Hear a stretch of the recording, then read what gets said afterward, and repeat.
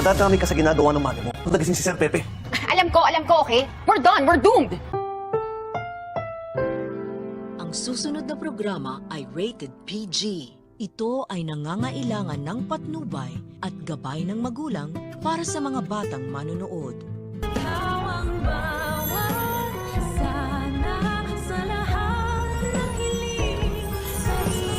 Gusto ko na ma-familiarize yung sarili ko dito sa lugar niyo kasi mukhang matagal-tagal tayo magkakasama.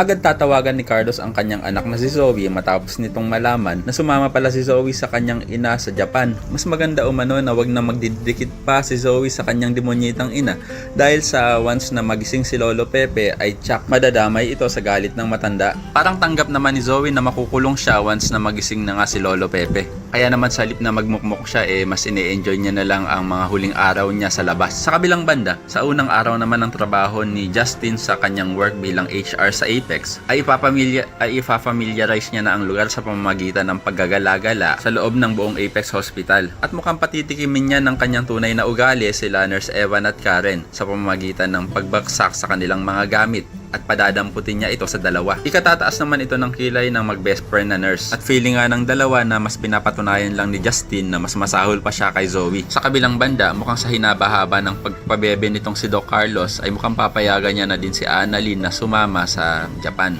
At obvious na obvious naman kasi dahil last year pang pinapakita na magkakasama nga sila Annalyn at ang kanyang ina pati si Doc Javier at masayang namamasyal nga sa buong Japan. Sa kabilang banda, mukhang inuumpisahan ng manipulahin nitong si Eric ang kanyang dating asawang si Giselle. Sasabihan kasi ni Eric si Giselle na pagdating sa trabaho ay wala namang problema kay Giselle dahil matalino ito at lahat ng mga desisyon niya ay tama. Pero pagdating sa personal life ay doon siya pumapalya. Kaya naman si Giselle ay mapapahiya na lang. Kaya naman kung isa ka rin sa mga umaasang sana hindi magtagumpay si Eric sa kanyang masamang balak sa Apex ay pakilike ang video na ito and don't forget to subscribe. Thanks for watching and see you next time. Bye-bye.